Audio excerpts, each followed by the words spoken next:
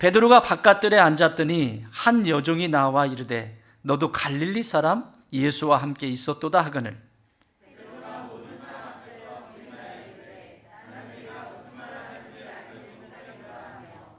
앞문까지 나아가니 다른 여종이 그를 보고 거기 있는 사람들에게 말하되 이 사람은 나사렛 예수와 함께 있었도다 하며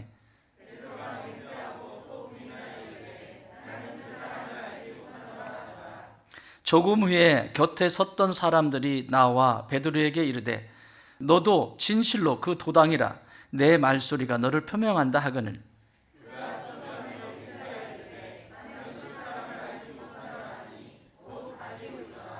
이에 함께합니다. 이에 베드로가 예수의 말씀에 닭 울기 전에 네가 3번 나를 부인하리라 하심이 생각나서 밖에 나가서 심히 통곡하니라. 아멘.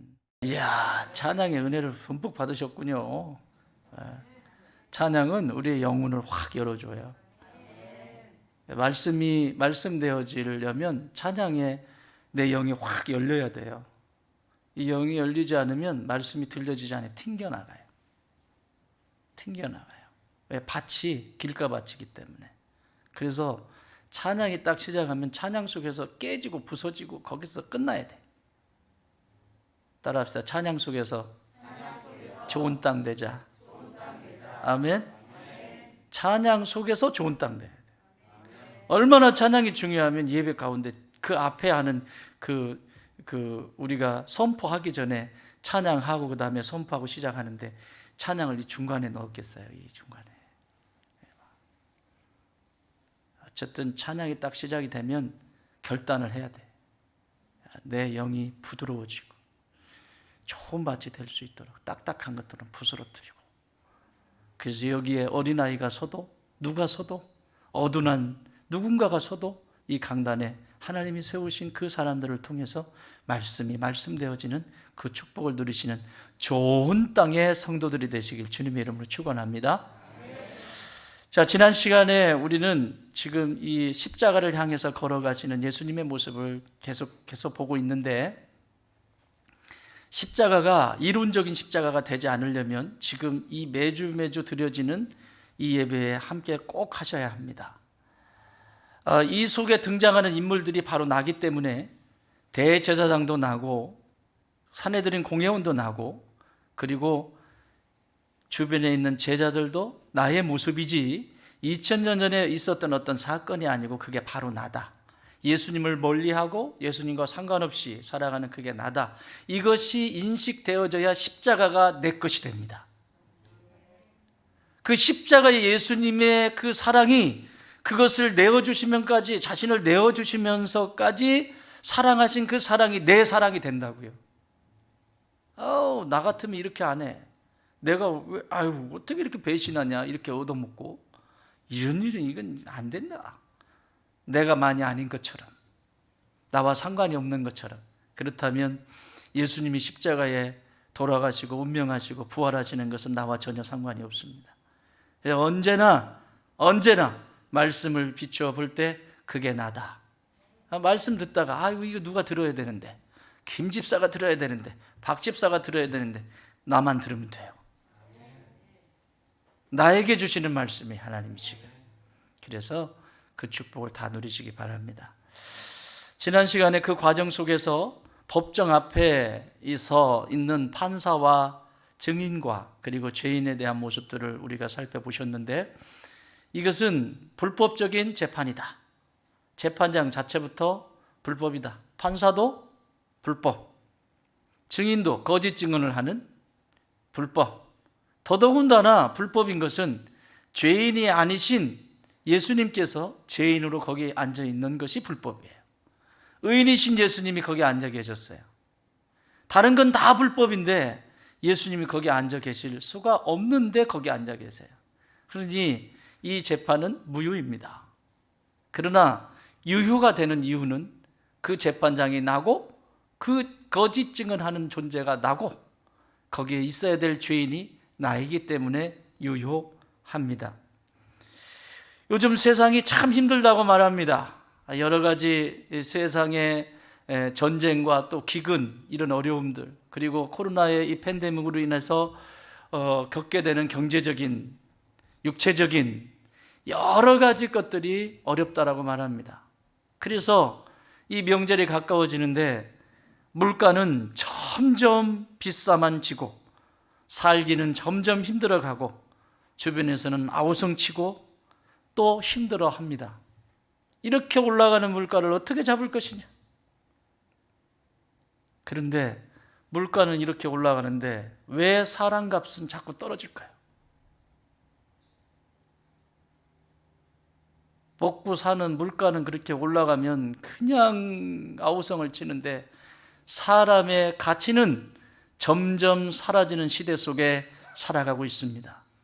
나만 중요하고 나만 괜찮으면 아무 문제가 없는 것처럼 살아가는 이 악한 세대를 보면서 참으로 안타깝습니다. 그런데 이것은 2000년 전에도 동일하게 있었습니다. 오늘 이 사건이 그것을 기록하고 있습니다. 하나님은 이 세상의 모든 자녀들을 비싸게 창조하셨습니다. 그런데 왜 싸구려들이 됐을까요? 가장 값지고 가장 귀하게 창조해 주셨는데 왜 값싼 존재로 살아가고 값싼 집만 골라서 하고 값싼 자리에만 있으려고 할까요? 마태복음은 왕이신 예수님에 대해 기록하고 있습니다. 예수님은 왕이시다. 그래서 마태복음 1장을 열면 다윗의 혈통, 왕의 혈통으로 오셨다라고 하는 것을 강조하기 위해서 족보를 기록하고 있습니다. 이분은 왕이시다. 다윗의 혈통을 타고 온 왕이시다. 그 왕은 신하들을 뽑기 시작합니다. 베드로부터 시작해서 그 제자들을 뽑죠. 신하들을 뽑습니다. 하나님의 나라를 이루어갑니다. 그 당신의 나라를 이루어가기 위해서 신하들을 뽑았습니다. 그리고 신하들을 데리고 다니면서 왕의 위엄과 능력을 보여줍니다. 길을 가다가 안전뱅이를 일으키고 눈을 뜨게 하고 귀가 들리게 하고 벙어리가 말을 하게 하고 죽은 자가 살아나게 하고 물 위를 걸으시며 왕의 위엄과 그 위대한 역사를 보여줍니다. 그것이 왕의 모습이었습니다. 이런 왕의 곁에 있는 제자들은 너무나 행복했습니다. 그런데 오늘 베드로는 그 왕의 곁에 있었던 신하 중에 하나인데 그렇지가 않습니다. 행복하지가 않습니다. 왕은 그들을 선택했다라고 하는 것은 비싼 존재, 값비싼 존재로 부르셨다라고 하는 사실인데 오늘 베드로의 모습을 보면 싸구려 인생, 싸터진 인생, 보잘것없는 인생, 누구든지 이와 같은 인생을 살 수 있다라고 하는 것을 오늘 우리에게 가르쳐주고 있습니다. 그렇다면 어떻게 하면 내 자신과 그리고 우리의 가정과 그리고 교회 공동체 안에 값싼 존재가 아니라 값비싼 존재로서 그 삶을 살아갈 수 있을까? 오늘 이 본문을 통해서 잠깐 살펴보려고 합니다. 오늘 이 본문은 마태복음 26장에 나와 있는 이 본문은 누가복음, 마가복음, 요한복음 4복음서의 전체에 기록되어 있는 내용입니다. 오늘 제가 이 말씀을 보기 위해서 먼저 여러분들은 누가복음 22장을 이렇게 표시해 놓으시기 바랍니다. 마태복음과 누가복음을 비교하면서 이 말씀을 살펴보려고 합니다. 누가복음 22장에도 동일하게 이 내용이 기록되어 있습니다. 표시만 해 놓으시고 마태복음으로 오십시오. 마태복음 26장 69절 같이 읽습니다. 시작. 베드로가 바깥들에 앉았더니 한 여종이 나와 이르되 너는 갈릴리 사람 예수와 함께 있었도다 하거늘.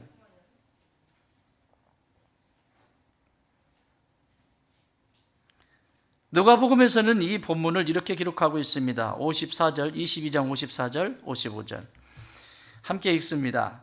예수를 잡아 끌고 대제사장의 집으로 들어갈새 베드로가 멀찍이 따라가니라. 사람들이 뜰 가운데 불을 피우고 함께 앉았는지라. 아멘. 자, 마태복음 69장에서는 베드로의 상태를 이렇게 기록하고 있습니다. 예수와 함께 있었도다. 예수와 함께 있었도다. 이 사람은 갈릴리 사람인데 예수와 함께 있었도다. 그런데 앞에 뭐라고 써 있죠? 바깥 뜰에 앉았더니. 지금 예수님과 함께 합니까? 함께 하고 있지 않습니까? 또 누가복음에서는 이 사람이 멀찍이 따라갔다. 여러분, 베드로는 예수님 가장 가까이에 있었던 존재입니다. 왜 이런 일이 일어났을까요?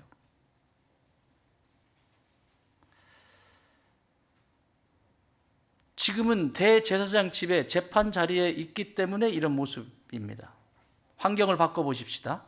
툭 떠서 다른 현장으로 가보십시다.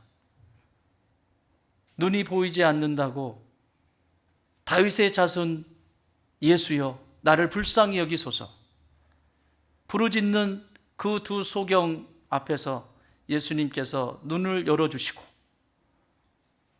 또 안전뱅이를 일으켜 세우시고 손마른 자를 고치시고 길을 열어주시고 말할 수 있도록 혀를 풀어주시는, 그리고 죽은 자를 살리시는 그 현장으로 한번 가보십시다. 그때 누군가가 너 저 사람 아니? 지금 이 기적을 베푸는 저 사람을 아니? 그러면 베드로는 뭐라고 했을까요?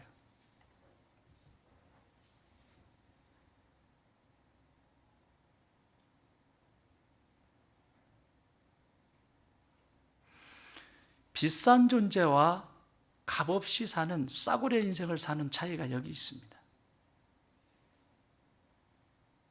내 입에 달면 삼키고 내 입에 쓰면 뱉어버리고 믿음이라고 하는 것이, 신앙이라고 하는 것이 내게 유익을 주는 것 같으면 삼키고 유익이 되지 않는 것 같으면 뱉어버리는, 그래서 싸구려 인생이 되어버립니다. 귀신을 내어 쫓고 5천 명을 먹이는 그 자리에서 베드로는 자랑했을 것입니다. 저분 나의 선생님이시다.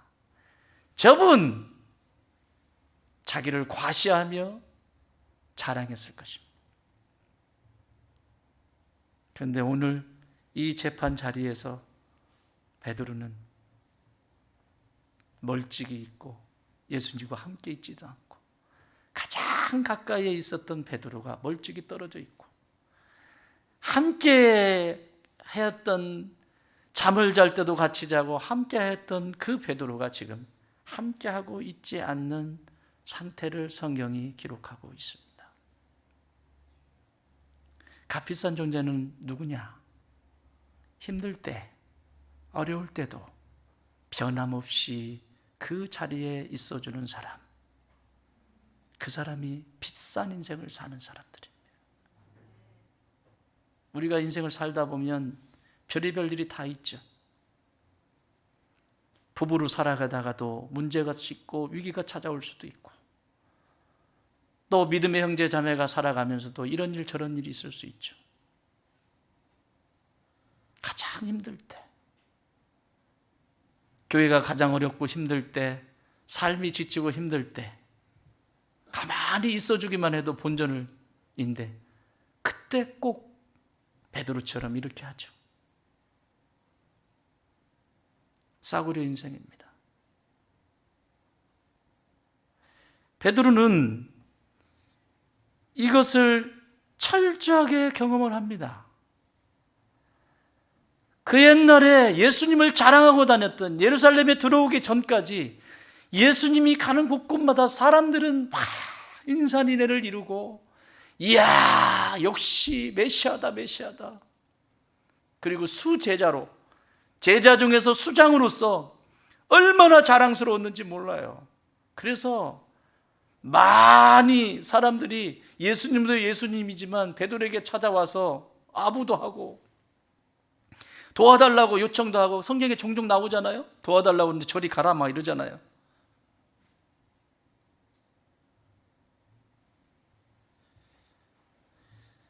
자신은 예수님과 함께하지 못하였지만 이때 끝까지 함께해 주시는 예수님의 사랑을 베드로는 경험을 했어요.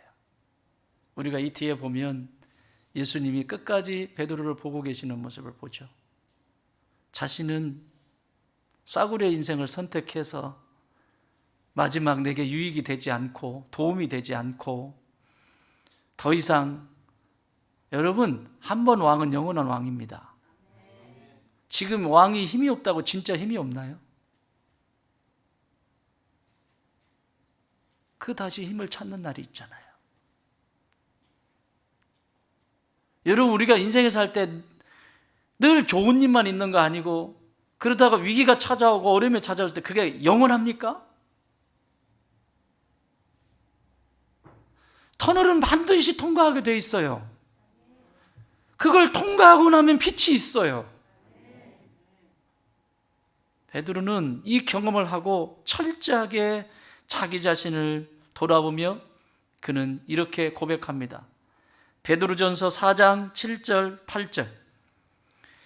만물의 마지막이 가까이 왔으니 그러므로 너희는 정신을 차리고 근신하여 기도하라. 이런 거는 착착 띄워주면 얼마나 좋을까? 언젠가는 되겠죠.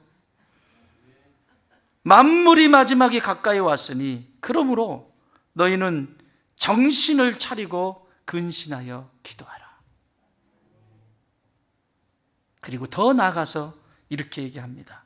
무엇보다도 뜨겁게 서로 사랑할지니 사랑은 허다한 죄를 덮느니라.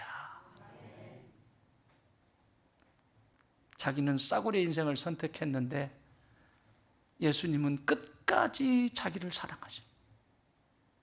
여러분, 내가 오늘 여기서 예배 드릴 수 있는 것 예수님의 사랑 때문이에요.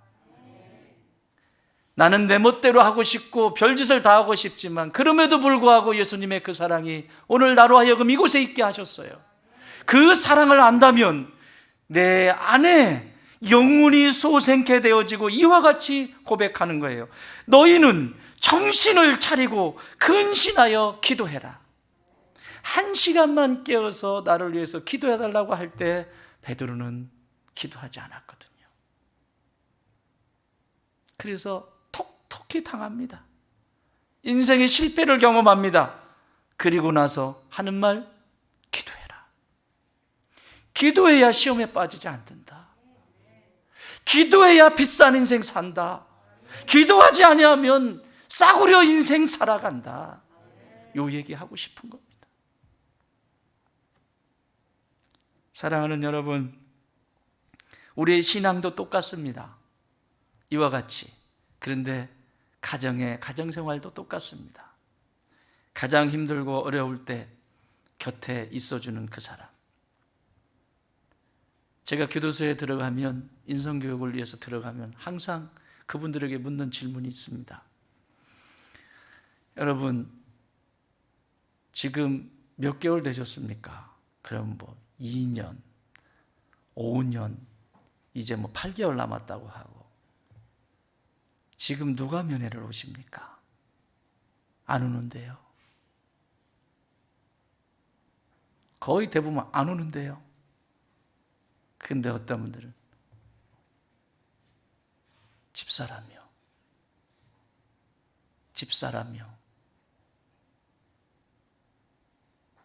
그러면 제가 이렇게 말해줍니다. 그분만 진짜입니다. 진짜 사랑하는 사람입니다.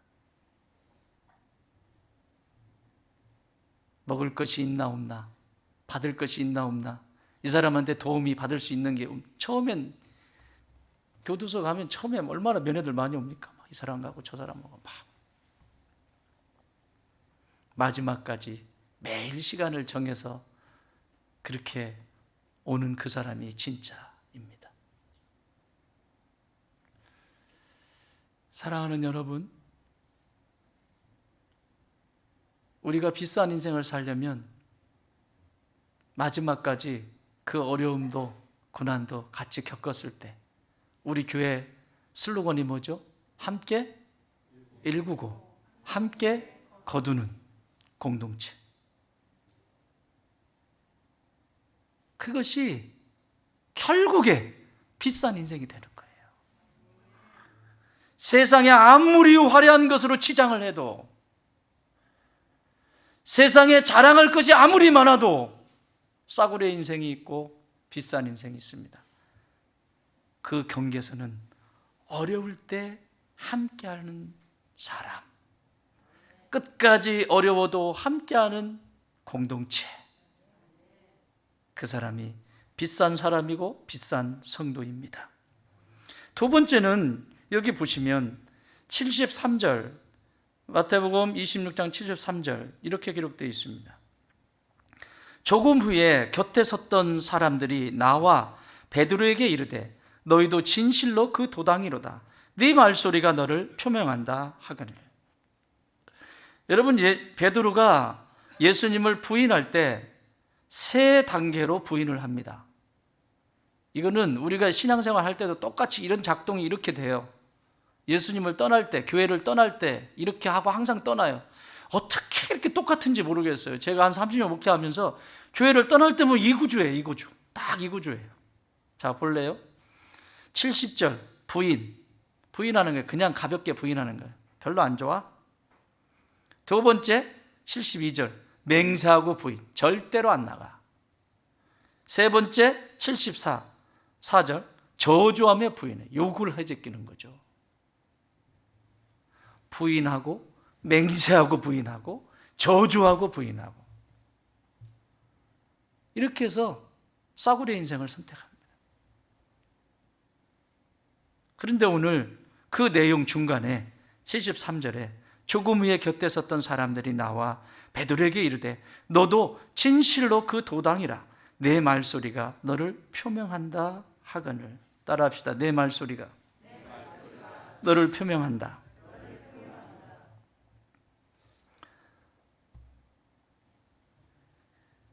베드로는 어디 출신이죠? 지금 이게 어디서 일어난 일이죠? 예루살렘, 이스라엘의 수도 예루살렘에서 일어난 일입니다. 쉽게 설명드려요. 충청도 분이, 전라도 분이, 경상도 분이, 제주 탐나국의 분이, 강원도 분이 아무리 표준말을 배워도 촌티 팍팍. 서울에서 태어나고 서울에서 자란 사람은 노력하지 않아도 서울 말씨예요. 그렇죠? 우리 선정자매님 남해의 사투리가 구수하시던데. 남해시에서 오신 분이에요, 우리 선생님. 남해군이야? 아, 시가 아니고? 그래도 내가 시로 승격했을 때 가만히 있지. 꼭 군이라고 그걸 꼭 집어. 남해군에서 오셨어요. 그렇죠? 검정시 커요. 예. 아무리 서울 말씨를 배워도, 그래서 지방에서 온 친구들이 자기들끼리 만나면 괜히 도시인 척하면서 서울 말씨를 막 쓰죠. 뭐 그랬으면 기집애 무슨 나 서울 사람이야 이렇게. 그런다고 바뀝니까?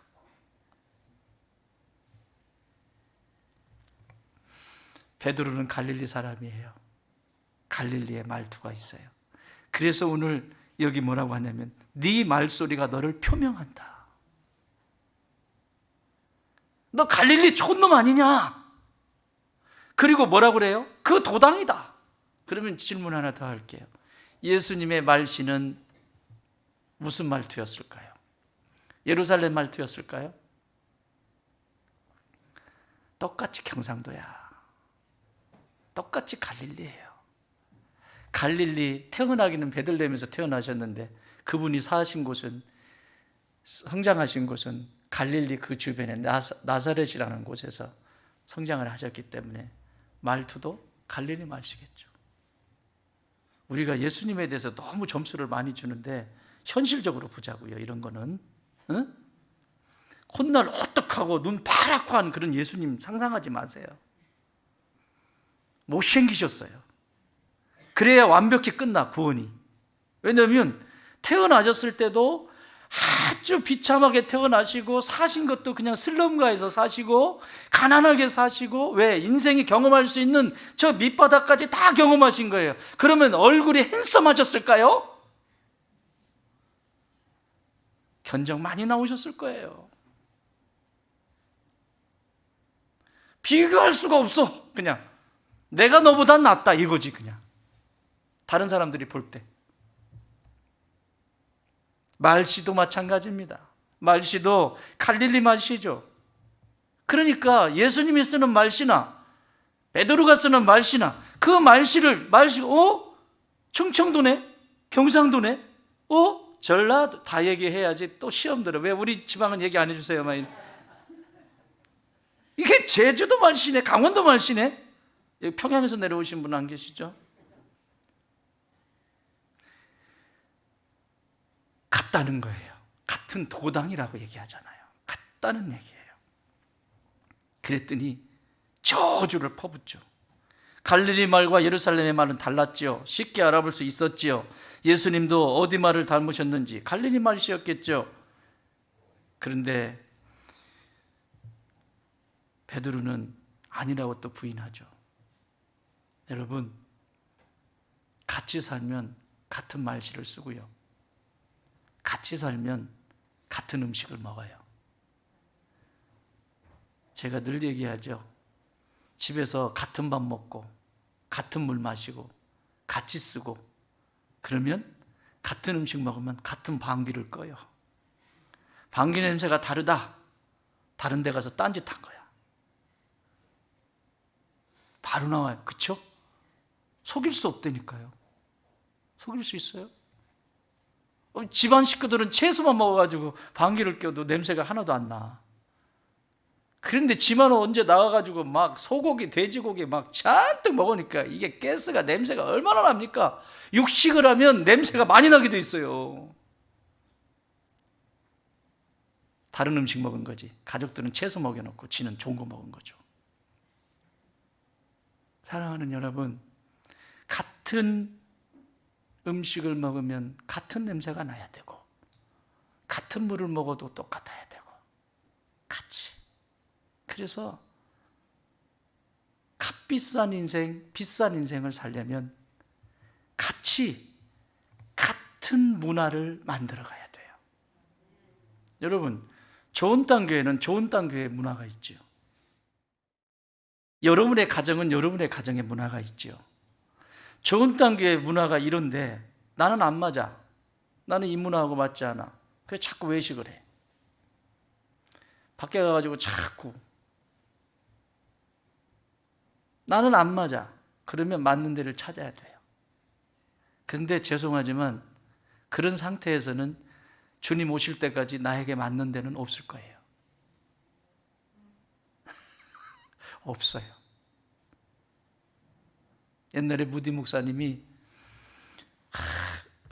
설교를 하시다가 설교가 끝났는데 어떤 성도가 찾아왔대요. 찾아와가지고 부흥회를 가신 거죠. 목사님 설교 진짜 은혜 받았습니다. 근데 왜 우리 목사님은 목사님처럼 설교 못 하실까요?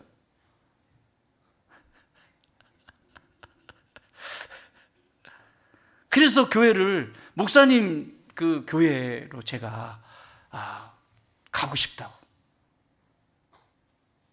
모디 목사님 뭐라고 하신 줄 아세요? 불평을 쏟아부시는 거죠, 지금. 목사님 설교가 안 들리신다는 거죠? 네. 그래서 우리 교회 오신다는 거죠? 네. 절대 우리 교회 오지 마십시오. 당신이 찾는 교회는 이 세상에 없습니다. 당신이 바뀌기 전에는. 싸구려 인생을 사는데 어떻게 비싼 것하고 만나게 돼 있어요? 못 만나지. 껴서 주면 모를까. 어디 감히 거기에 진열이 돼요? 그렇죠? 상품도 끼워서 그냥 이렇게 샘플로 주는 거, 이런 그런 인생 살면 안 되잖아요. 똑같이 신앙생활 해도 똑같아요. 이것을 알았던 사도 바울은 로마서 12장 2절에서 너희는 이 세대를 본받지 말고 오직 마음을 새롭게 함으로 변화를 받아 하나님의 선하시고 기뻐하시고 온전하신 뜻이 무엇인지 분별하도록 해라. 그 분별이 돼야 되는 것이죠.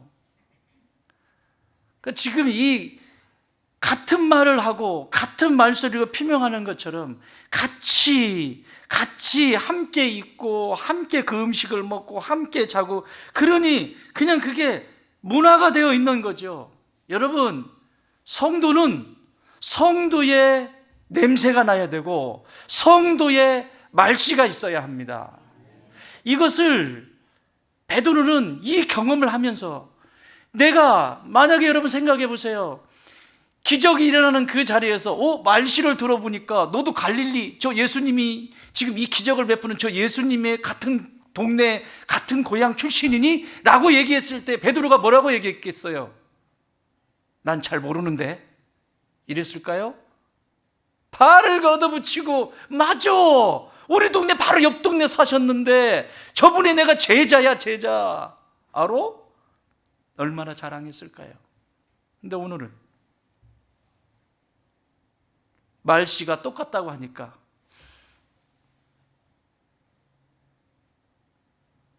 그리스도인들이 세상에 나가면 사람들이 볼 때 예수 믿는 사람은 냄새가 나요. 아무리 숨기려고 해도 진짜 그냥 적당히 왔다 갔다 이런 거 말고 진짜 이렇게 믿음 안에서 서려고 하고, 이런 분들은 밖에 나가시면 말하지 않아도 표시가 나요. 그런데 그 중에서 어떤 사람이 이렇게 얘기하는 거예요.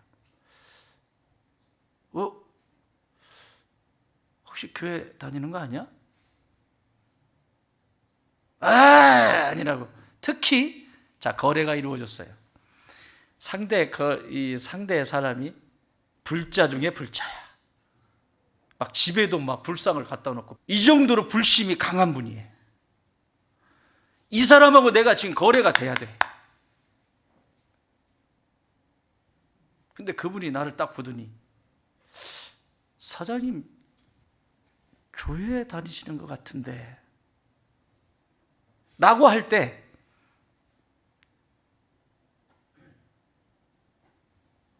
교회요? 1년에 크리스마스 때 한 번 가요.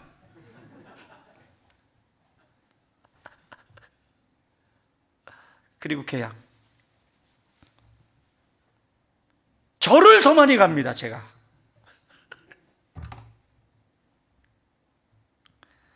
이 상황이에요, 이게. 같은 도당이고 같은 말씨를 쓰고. 그것이 왜 이렇게 다를까요? 어제는 그 같은 말을 하고 같이 있는 것이 그렇게 기쁨이고 그게 자랑거리였고 그게 막 어느 곳에 가든지 자부심이었는데, 오늘 이 초라한 예수님의 모습을 보면서 아무 힘도 발휘하지 못하고 능력도 없고 이런 존재를 보면서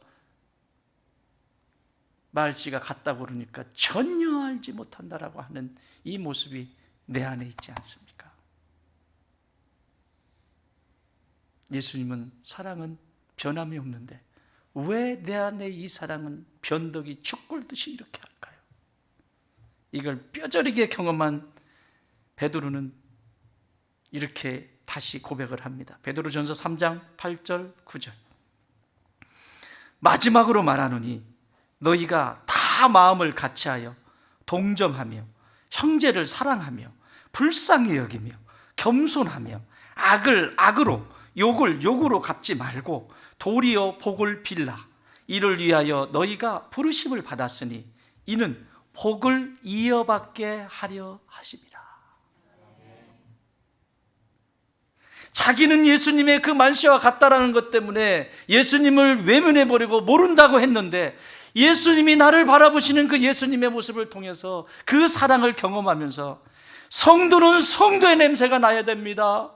무슨 상황에 있어든지 이런 냄새가 나야 됩니다. 마음을 같이 하시는 냄새가 나야 됩니다. 동정의 냄새가 나야 됩니다. 형제를 사랑하는 냄새가 나야 됩니다. 불쌍히 여기는 냄새가 나야 됩니다. 겸손한 냄새가 나야 합니다. 악을 악으로 갚지 않는 냄새가 나야 됩니다. 욕을 욕으로 갚지 않는 냄새가 나야 합니다. 그리고 복을 비는 축복하는 냄새가 나야 합니다. 이것이 갈릴리의 말소리입니다. 갈릴리 사람들이여, 우리의 삶 속에 이런 소리가 가득하기를 바랍니다. 누가 뭐라고 해도 나는 예수님의 아들이고 딸이고 하나님의 존귀한 나라의 백성인 것을 자랑스럽게 여기십시오. 멋지잖아요.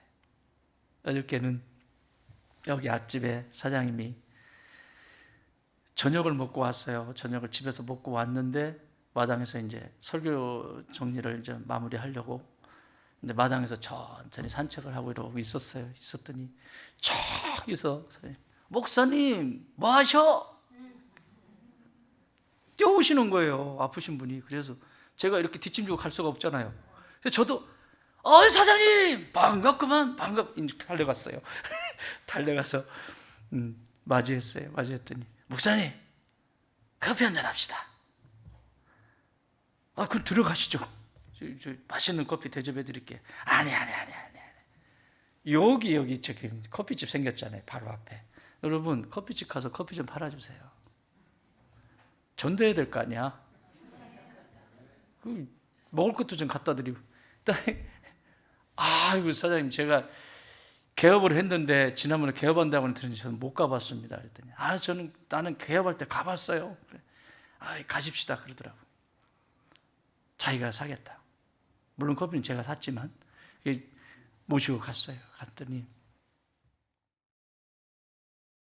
아이고 참, 세상 왜 이렇게 각박한지 모르겠어요.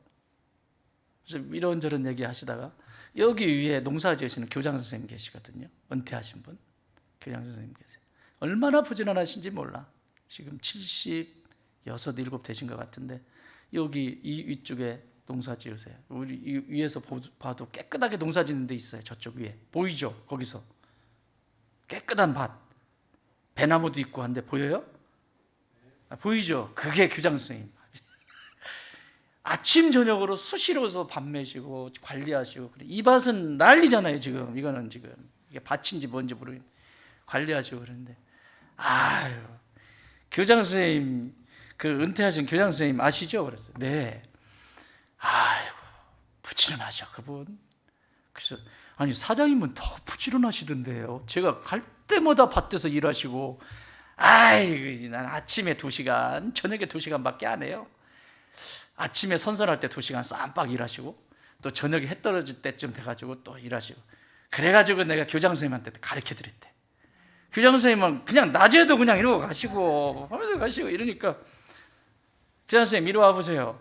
아침에 2시간, 저녁에 2시간만 하세요. 가르쳐 드렸대. 아이고 잘하셨네요. 노인 양반들 큰일 납니다. 이 햇빛에 일하시면 큰일 납니다. 알았습니까 권사님?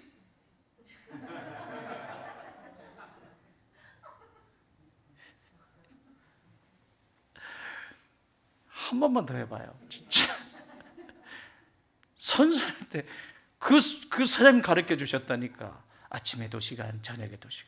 그랬더니 그 다음부터 교장 선생님이 아침에 되면 가서 2시간 딱 하고, 저녁에면 목사님 저 잘했지요? 아이고 훌륭하십니다. 재룡잔치 하는 것 같아. 훌륭하십니다. 진짜 잘하셨네요. 그런데 그 교장 선생님이 교회를 다니시는 것 같아요. 어디 다니신답니까? 그랬더니 저기 안양에 교회를 다니신데 어저께 부추를 잔뜩 빼가지고 5시간이나 다듬으셨대요. 집에서. 어디다가 쓰시려고 이거를 파시려고 하냐고. 아니요, 내일 교회 가서 우리 교인들하고 같이 이거 파전도 해먹고 나눠 먹고 음식하려고 5시간 내내 그거 다녀. 아이고 저 감동받았습니다 그러시더라고요. 부추 다듬어가지고 오는 사람 없나? 5시간 나눠먹는데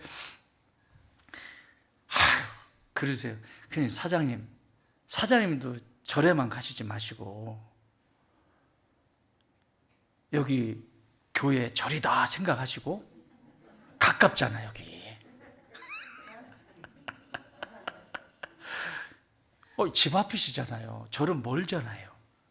절이다 생각하시고 한 번씩 오셔요. 이렇게 오셔가지고 기도 탁 드리고 가시고 또 한 번씩 사모님도 같이 오셔가지고 같이 이렇게 예배당 문은 활짝 열려 있어요. 늘 열려 있으니까 오셔서 탁 차도 마시시고 그러시라.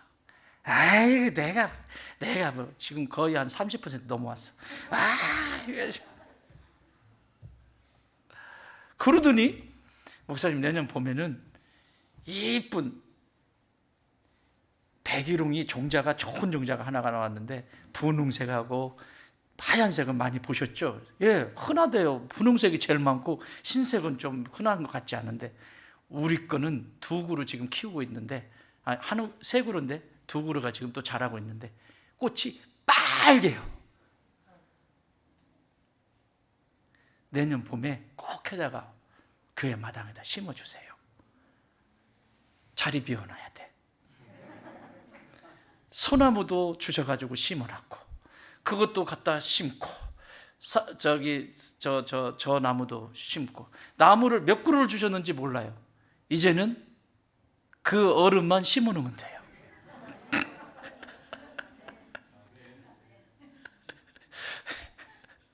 기도하세요. 사람도 심게.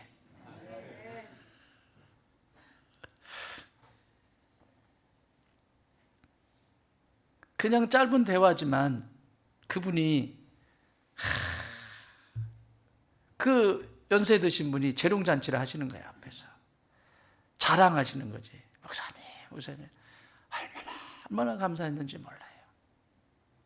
여러분 예수 믿는 사람은 어디 가든지 예수님 냄새가 나야 돼요.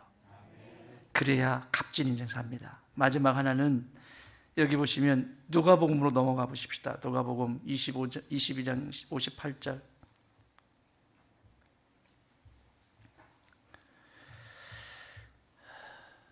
같이 읽습니다. 시작. 조금 후에 다른 사람이 보고 이르되 너도 그 도당이라 하거늘 베드로가 이르되 이 사람이 나는 아니로다 하도다. 부인하는 거죠.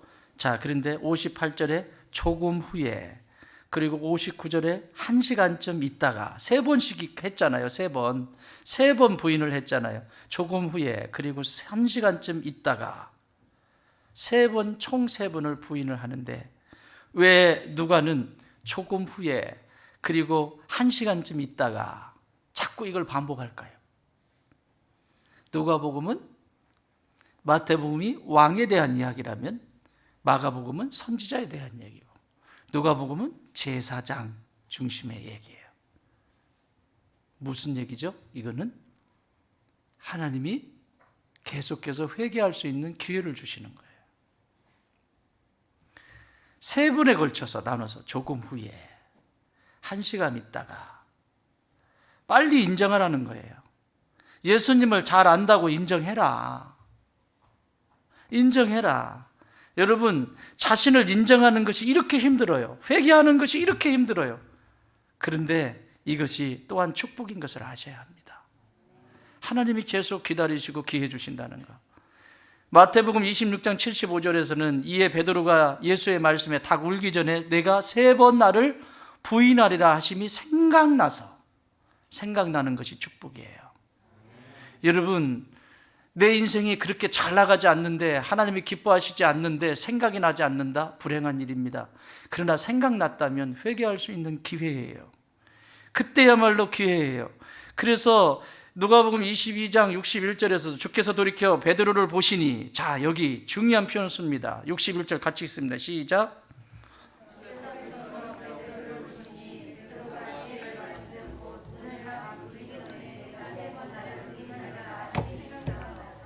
주께서 돌이켜 누구를 보셨다? 베드로를 보셨다. 여러분, 구약에 제사를 드리는 방식에는 죄인이 제물을 가져옵니다. 양이라고 하는 양을 가지고 왔어요. 예를 들면 양의 머리에 손을 얹고 내 죄를 여기에 전가를 시킵니다.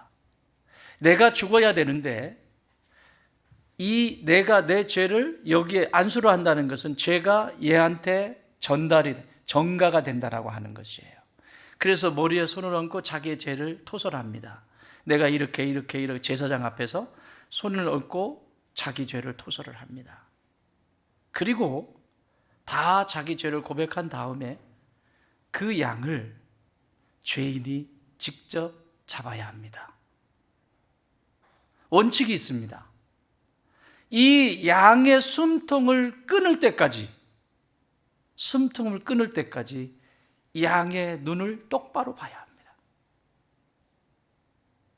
살아있는 양의 눈을 똑바로 봐야 합니다. 보기 쉬울까요? 그게 원칙입니다. 죄가 없는 양이 나를 쳐다보면서 죽어가는 그 모습을 보면서 자기 죄가 사해지는 것을 경험하게 되는 거예요. 오늘 예수님이, 어린 양 대신 예수님이 그 고문을 당하시면서 베드로를 향해서 눈을 보고 계시는 예수님과 베드로의 눈이 마주쳤습니다. 어떤 일이 일어나야 될까요? 회개가 일어났어야 합니다. 근데 성경은 일어나지 않았어요. 언제 일어나냐? 예수님이 예언하셨던 마태복음 26장 34절 35절, 예수께서 이르시되 내가 진실로 내게 이르노니 오늘 밤닭이 울기 전에 네가 3번 나를 부인하리라. 베드로가 이르되 내가 주와 함께 죽을지언정 주를 부인하지 않겠나이다 하고 모든 제자도 그와 같이 말하니라. 절대 부인하지 않겠다고 했거든요. 그런데 회개가 어디서 작동이 되냐면, 제물이 되어서 죽어가실 그 예수님의 눈과 내 눈이 마주쳤는데도 작동이 되지 않던 회개가 닭이 우는 닭 울음소리를 듣고 예수님 말씀이 생각나서 회개하기 시작합니다. 닭이 우는 것이 축복입니다. 나는 저와 여러분 안에 닭이 날마다 울기를 바랍니다. 닭 밥 잘 주세요. 잘 키우세요. 닭, 양을 친다. 양을 기른다는 얘기죠. 닭을 친다. 닭 치고 닭을 치세요. 내 입을, 이거 설교 용어 아닌데, 내 입을 닥치고 닭을 치세요. 내 영혼의 닭이 울어야 끝이 납니다. 그래서 이 마지막 우리에게 주시는 것은, 값진 인생을 살려면, 값비싼 존재로 살려면 그때마다 닭 울음소리를 듣고 자신을 돌아보아 회개할 줄 아는 사람. 부부가 둘이 살아가다가도 잘 사는 것 같지만 어떤 때 의견 충돌이 일어나고 또 가족들 간에 불편한 일이 일어날 때 빨리빨리 인정하는 사람. 그랬겠다. 미안다. 내 생각이 짧아서 그렇다. 그런데 그걸 뭐라고 그러죠? 애들이 속된 표현으로 쓰던데, 꼰대? 뭔 말만 하면 너는, 뭐만 하면 니는. 이게 무슨. 오늘 이 설교를 들으시면서 혹시 이런 분 계시면 닭을 여러 마리 키우시기 바랍니다. 아니, 닭을 키우라고 줬더니 닭을 다 잡아잡순다니까. 따라합시다. 닥치고 닥치자. 아멘. 닭 잘 키우세요. 여러 마리 키우세요. 영적인 닭 키우세요. 이 닭 울어야, 깨달아져야